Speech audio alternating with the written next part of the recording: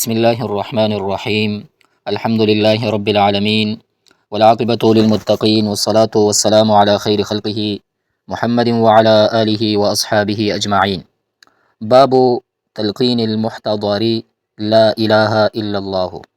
باب دا باب دے په بیان دی کی چې تلقین کول المحتضر، یعنی چې قریب الموت وي یا ځنکدن وي هغې ته لا اله الا الله ویلو تلقین کول.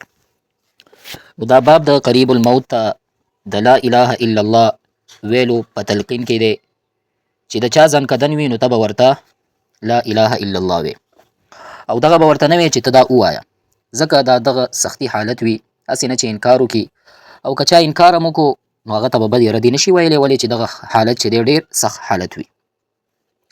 وعن معاذ رضي الله عنه قال قال رسول الله صلى الله عليه وسلم من كان آخر كلامه لا إله إلا الله دخل الجنة. رواه أبو داود. معاذ رضي الله عنه مبارک راوی د حدیث دا مبارک فرمایي قال رسول الله، چې رسول الله مبارک صلی الله علیه وسلم ارشاد دی من كان آخر كلامه، یعنی چې کم کس وی آخره خبره لا اله الا الله دخل الجنه، نو دغه کس چې دی دا به جنت ته داخليږي. دی حدیث مطلب دا دی چې کم کس د مرګ په آخري یعنی ساعت کې لا اله الا الله کلمه دا جاری شي، نو د دې خبرې دا واضح دلیل دی چې دا سړی مسلمان دی، دا به جنت ته ځي. نو بهرحال وعن ابي سعيد الخدري رضي الله عنه قال قال رسول الله صلى الله عليه وسلم. ابو سعید خدری رضی الله عنه مبارک نه روایت دی چې دا مبارک فرمایي قال رسول الله، چې رسول الله مبارک صلی الله علیه وسلم ارشاد دی لقنوا موتاکم، خپل مړو ته تلقین کوي، یعنی تلقین وکړئ هغه چاته چې وفات کیږي له تاسې نه، چې وفات کیږي نو تاسو څه شی کوئ؟ تلقین کوئ د څه شی؟ لا اله الا الله، د دغې تلقین کول. تلقین مطلب دا دی چې کم کس مړ کیږي هغه په وړاندې د کلمې ذکر دی وشي، ښه په تیزه تیزه وایه چې د هغې هم په ژبه باندې دغه خبره جاري شي، او هغه ته به دا نشي ویلی چې بس ته دا ووایه ته دا ووایه، بس ته ورسره وایه دغه کلمات وایه چې هغه ژبه خپله په دې باندې جاري شي. باب ما یقوله بعد تغمیض المیت، بابو دا باب ما په هغه څه کې دی یقولو وایي دی بعد پس د تغمیض المیت، یعنی پس د پټولو د سترګې د مړي نه، کله چې مړي ته سترګې وتړل شي نو څه به وایي، نو دلته په دې باب کې به دغه ذکر شي.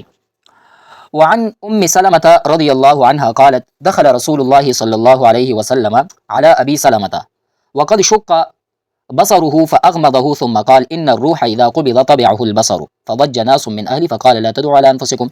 دلت أمي سلمة رضي الله عنها قالت فرماي داخل شو رسول الله مبارك صلى الله عليه وسلم، يعني تشريف أوريوك على أبي سلمة فأبو سلمة باندي، او وقد شق بصره اغسترګي پټیکړه فاغمضه الله حبيب صلى الله عليه وسلم اغسترګي ورته پټیکړي. ثم قال بیا نبی اکرم صلى الله عليه وسلم او فرمایل چې ان الروح اذا قبض، کله چې روح قبض کړي شي نو تبعه البصر، نو سترګي ورپسې ګوري، نو مطلب څه شي؟ نظر هم ورسره لاړ شي. نو په دې سره فضج ناس من اهله، نو اهل خلک چې دي چغې شروع کړل. فقال نبی اکرم صلی الله علیه وسلم او فرمایي چې لا تدعوا على انفسکم الا بخير، تاسو ځان ته د خیر دعاګانې کوئ، یعنی د خیر دعاګانې کوئ. ان الملائکه یؤمنون على ما تقولون، ځکه چې فرښتې ستاسو په هغه دعاګانو باندې امین وایي چې کومه تاسې کوئ، نو تاسو په دې وخت کې د خیر دعاګانې کوئ. ثم قال بیا نبی اکرم صلی الله علیه وسلم او فرمایل چې اللهم اغفر لي لابي سلمة، ای الله ابو سلمه رضی الله عنه ته بخښنه وکړه، او ورفع درجته، او داغي درجه اوچت کړه، او فی المهدیین هدایت مندونکو کې، وخلفه، او یا الله تخلیفه شي فی عقبه په اولاد دده کې، فی الغابرین په دې پاتې کیدونکو کې، واغفر لنا وبخي مونږ لره وله او دلره یا رب العالمین، ای پالونکي د ټول مخلوقاتو، وافسح لنا فی قبره، او کوشادګي فراخي راوله دلره په قبر کې، ونور له فيه، او منور کا دغه قبر دلره. یعنی مطلب دا وی چې یا الله د دې بخښنه وکړه او موږ ته هم بخښنه وکړه، د هغې قبر فراخه کړي او د نور نه یې ډک کړي. نو نبي اکرم صلی الله علیه وسلم مبارک فاغمضه، د هغې کس سترګې پټې کړې. کله چې د انسان روح والوځي نو سترګې خلاصې پاتې کېږي، باید د مړي سترګې چې دي هغه پټې کړې شي. بیا رسول الله مبارک صلی الله علیه وسلم وفرمایل چې لا تدعوا على انفسکم الا بخیر، خپل ځانونو دپاره دعاګانې کوي. دینه معلومه شوه چې په داسې وخت کې د خیر دعاګانې پکار وي. او بیا رسول الله مبارک صلی الله علیه وسلم دعا وفرمایل چې اللهم اغفر لابي سلمه. نو د دې نه علماو دا مسله راویستې چې اهل علم ته پکار ده چې هغوی د مړي کور ته لاړ شي او مړي ته د مغفرت دعاګانې هغوی ته وکړي او خپل خپلوانو یعنې دوی ته د صبر تلقین ورکړي. نو دغه یو ښه طریقه ده چې څوک یې کوي. نن سبا چې دی هغه دا طریقې ډېرې کمې دي، هر څه د مطلب پورې وي. نو بهرحال نو دغه ښه طریقې دي رسول الله صلی الله علیه وسلم نه ثابتې دي، دا باید پکار دی چې موږ او تاسې وکړو. باب ما یقال عند المیت وما یقوله من مات له میت. دا باب د دې په بیان کې دی چې د مړي خوا کې ناستو کسانو ته څه ویل پکار دي او چا چې څوک مړ شي نو هغه ته څه ویل پکار دي. نو دا باب د ما په هغه څه یقالو چې یعنې ویل کېږي به عند المیت میت په خوا کې وما یقوله من مات له میت، یعنې یقوله وای به هغه لره من مات له میت هغه چې مړ شي یعنی چې څوک مړ شي نو دې ته به څه ویل پکار وي. نو دا په دې باب کې دا باب چې دی د دې په بیان کې دی. وعن ام سلمة رضي الله عنها قالت قال رسول الله صلى الله عليه وسلم إذا حضرتم المريض أو الميت فقولوا خيرا فإن الملائكة يؤمنون على ما تقولون. دا د ام سلمة رضي الله عنها نه روایت دی، هغه مبارکه فرمای چې قال رسول الله مبارک صلی الله علیه وسلم او فرمایل چې اذا حضرتم المريض او المیت، کله چې تاسو کم کس مړی ته راشئ او المیت یا یعنی مریض ته راشئ او المیت یا مړی ته راشئ فقولوا خیرا، نو د خیر خبر یعنی دعاګانې ورته وکئ. فإن الملائکة ځکه ملائکې چې دي یؤمنون امین وی علی ما تقولون هغه څه چې تاسو دعاګانې کوئ.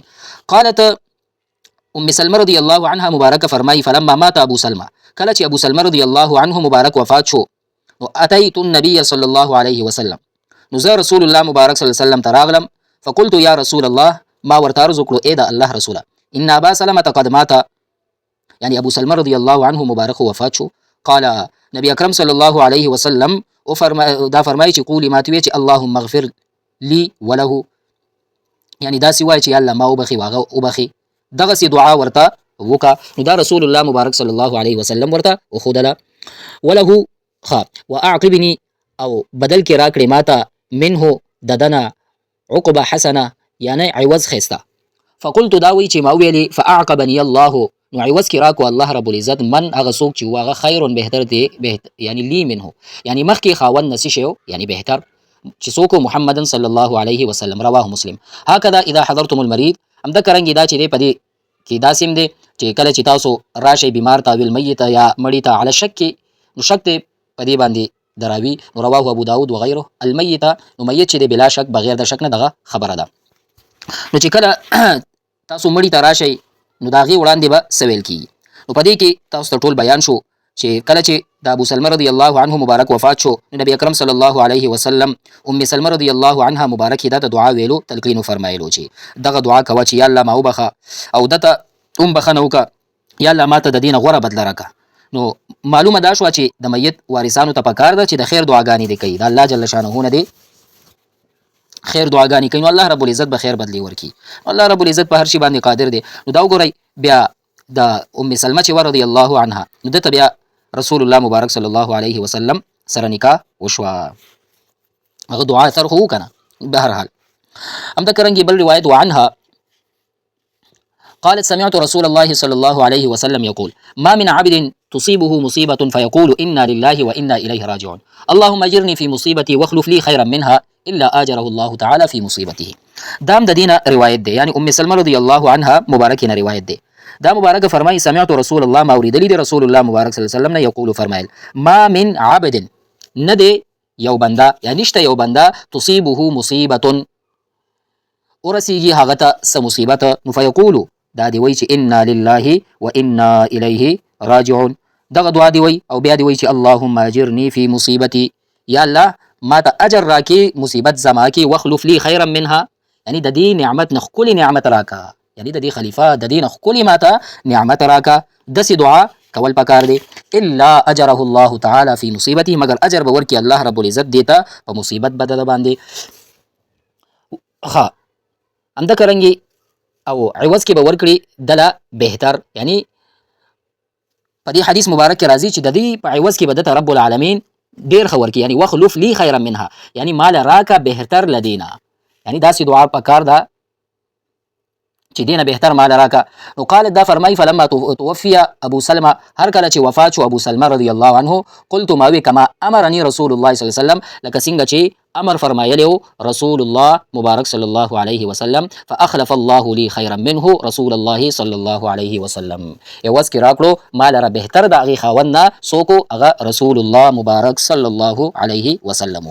نو پکار دا کله چې په یو کس باندې مصیبت راشي نو هغه دا انا لله و انا الیه راجعون دی وي او دغه دعا دی وي د مصیبت وخت کې چې کوم په دې حدیث مبارک کې ذکر شو. همدا کرانګي بل روایت وعن ابي موسى رضي الله عنه ان رسول الله صلى الله عليه وسلم قال اذا مات ولد العبد قال الله تعالى لملائكته قبضتم ولد عبدي. ابو موسى رضي الله عنه نه روایت دی چې ان رسول الله صلی الله علیه وسلم بشک رسول الله مبارک صلی الله علیه وسلم قال فرمایلی اذا مات ولد العبد کله چې د یو بنده بچي مرشي قال الله تعالى لملائكته نو الله رب العزت خپل ملائکو ته وایي چې قبضتم ولد عبدي تاسو زما د بندې یعنی بچي هغه قبض کو فیقولون نعم فرښتې ورته په جواب کې وایي چې او الله رب العزت خو د دینه باخبري نو ته فرمایي چې قبضتم ثمرة فؤاده چې دا غي زړه میوه مو قبض کړه فیقولون نعم فرښتې ورته وایي چې او فیقول ماذا قال عبدي نو بیا الله رب العزت ورته فرمایي چې زما بنده سویل ماذا قال عبدي زما بنده سویل فیقولون هغه ورته وایي چې ستا بنده چې او حمدک یعنی ستاسو تعریفونه یې ویل واسترجع انا لله وانا الیه راجعون دغه ویل فیقول الله تعالی الله رب العزت بیا دې فرښتو ته وایي چې دې لپاره څه شی جوړ کړي کور جوړ کړي ابنو لعبدي بیتا فی الجنه یعنی جوړ کړي د بنده زما د پاره کور په جنت کې وسموه او دې محل ته نوم کېږدئ بیت الحمد یعنی کم جنت له خو به اسمزي خو د دې په نوم باندې یعنی بیت الحمد یعنی کور د حمد د دې نوم کېدی. رواه الترمذي وقال حديث حسن روایت کړی دی امام ترمذی رحمه الله او فرمایي چې دغه حدیث حسن دی. ګورئ په دې حدیث مبارک کې سره ده ماشوم په مرګ باندې صبر کوونکي ته الله رب العزت بیت الحمد ورکوي یعنی کور د حمد یعنی قبضتم ثمرة فؤاده دا غزړه میوه مو راواغسته نو دغه اوس لازم ده الکوي او کجنی وي نو دې سره خو د انسان یا خصوصا د والدین هغه فطري مینوي نو په دې وخت چې انسان چې دی هغه فضول دا چغې مغې ونه وهي بس د الله رب العزت تعریف وکړي د الله رب العزت امانت دی بس هغه راکړی واپس یې رانه واغستو نو الله رب العزت په دې باندې چې دی دته به بیت الحمد کور ورکړي نو هغه نوم چې دی هغه همدکه نوم کې ښودلی شي بیت الحمد. بهرحال بل روایت وعن ابي هريره رضي الله عنه ان رسول الله صلى الله عليه وسلم قال يقول الله تعالى ما لعبد المؤمن عندي جزاء اذا قبضت صفيه من اهل الدنيا ثم احتسبه الا الجنه. ابو هريره رضي الله عنه مبارک نه روایت دی چې بشک رسول الله مبارک صلی الله علیه وسلم فرمایلی دی چې یقول الله تعالی الله رب العزت فرمای یعنی حدیث قدسی دی ما لعبدي نشته زما بنده المؤمن د مؤمن د پاره عندي جزاء ما سره جزاء اذا قبضت کله چې قبض شي صفيه یعنی غوره شي چې هغه خوخوي من اهل الدنيا د اهل دنیا نه یعنی د دنیا نه ثم احتسبه بیا داسې شو کې صبر وکي یعنی ثواب په نیت باندې صبر وکي نو الا الجنه مگر دته په بدله کې جنت ملاويږي یعنی صبر بدله شي دا جنت دی. نو دا حدیث مبارک مطلب چې دی هغه واضح دی هغه دا چې کم کس ته کم شی محبوب وي مثلا مور وي پلار وي ښځه وي صفیه راغلی کنه بچي وغیره وي دین علاوه بل شی وي یعنی محبوب وي دته پاره او په هغه باندې دې شی او صبر وکړو خو صبر دې لپاره و چې الله رب العزت به اجر راکړي نو دته رب العالمین څه شی ورکوي هغه به جنت ورکوي. وعن أسامة بن زيد رضي الله عنهما قال أرسلت إحدى بنات النبي صلى الله عليه وسلم إليه تدعوه وتخبره أن صبيا لها أو ابنا في الموت. ها دلته اسامه ابن زید رضی الله عنهما روایت دی هغه فرمای چې رسول الله مبارک صلی الله علیه وسلم په لورګانو کې یو لور رسول الله صلی الله علیه وسلم ته پیغام ولېږلو یعنی ارسلت احدى ولېږلو یو بنات النبي لورګانو دا رسول الله مبارک صلی الله علیه وسلم نه الیه هغه ته تدعوه وتخبره چې هغه وغواړي هغه ته څه شی ورکي خبر ورکي چې ان صبيا لها چې بېشکه ماشوم ده او ابنا یا زوی فی الموت د مرګ په حالت کې دی یعنی ځن کدن فقال للرسول رسول الله مبارک صلی الله علیه وسلم قاصد ته وی چې ارجع الیها لاړشه هغه ته وایا فاخبرها خبر ورکا ان لله تعالی ما اخذ بشک د پاره د الله دی هغه څه چې واخلي وله ما اعطى او هغه څه چې چې هغه ورکړي. وکل شیء عنده هر یو شی د هغه سره باجل مسمى معلومي نیټې دی. فمرها نو لور بیبي زما ته حکم وکړه فلتصبر صبر وکړه ولتحتسب او یعنی امید وساته د ثواب. وكل شيء عنده بأجل مسمى فمرها فلتصبر ولتحتسب. هر شی د هغې په نیز په نیټه دی، یعنی هغې ته ووایه چې صبر دې وکړي، اجر دې الله رب العزت نه وغواړي. وذکر تمام الحدیث او دغه مکمل حدیث مبارکه ذکر کو. نو د دې تشریح چې د وړاندې باب کې باب الصبر کې هم امام نووي رحمه الله ذکر کړو. دا زینب بیبي رضی الله عنها مبارکه و. نو دلته یو ځل بیا د مناسبت د باب سره بیا ذکر کو چې د چا په کور کې څه حادثه پیښ شي هغه دې څه ووایي، نو څه ویل پکار دي. نو دې دپاره دلته ذکر کړه. همدارنګې باب جواز البکاء علی المیت بغیر ندب ولا نیاحة. دا باب دی په بیان د جوازوالي د جړای علی المیت په مړي باندې. خدا جړه څنګه وي؟ بغیر ندب بغیر د ستاینو ولا نیاحة یعنی بغیر د ویر او د چغې نه وي. یعنی په دې کې چې د ویر او چغه نه وي نو بیا په دې کې جواز شته دی چې ته په مړي باندې جړلی شي. په دې کې به احادیث مونږ او تاسې ته مصنف رحمه الله څه شی کې هغه ذکر کړي. نو دا باب په مړي پسې د چغې ستاینو نه بغیر د جړه کولو په جواز کې دی. دا جایز دی یو کس چې دا وجاړي. نو اما النیاحة فحرام. امام نووي رحمه الله فرمای یعنی چغې وهل خو څه شی دي؟ دا حرام دي. د مصیبت په وخت کې یو کس چغې وي. وسیاتي فيها باب في كتاب النهي ان شاء الله تعالی. وان قریب د چې کتاب النهي کې به په دې کې به مستقل باب راشي. واما البكاء فجاءت احاديث كثيره بالنهي عنه. وی هر چې بکا د جړه ده را بشي په دې کې یعنی نهي په باره کې به ډېر احادیث دې لپاره جات راغلي دي. وان المیت يعذب ببكاء اهلها. او دا چې مړي ته به د کور والا په جړه عذاب ملاویږي. يعذب ببكاء اهلها د اهل یعنی چې څوک جاړي. نو دا چې دی وهي متأوله په دې کې تاویل شوی دی، یعنی دې نه ظاهري معنا تېنه مراد نه ده. ومحموله على من اوصى به یا په هغه چا باندې حمل کړی دی چې د هغې جړه وصیت کړي وي چې زه مړ شم نو په ما باندې به جاړي. نو په دې باندې چې دی وصیت کړی دی نو جاړي، نو دا به بیا معذب کېږي، عذاب به ورته ملاویږي. والنهي انما هو عن البكاء الذي فيه ندب او نیاح. او منع خو د هغې جړه نه راغلې ده چې په هغه کې چغې سورې او ستاینې پکې وي. نو د هغې نه چې څه شی ده دا منع راغلې ده. والدلیل على جواز البكاء بغیر ندب ولا نیاحة احادیث كثيرة منها. او د چغو ستاینو نه بغیر جړه په جواز کې ډېر احادیث راغلي دي، په هغه کې چې دی بعضې دا دي. نو بهرحال اوس به دلته ذکر کړي یعنی بغیر د یعنی څنګه جړه جایز ده. نو په دې کې به مصنف مونږ ته دا ذکر کړي. تفصیل خو درته امام نووي رحمه الله ذکر که.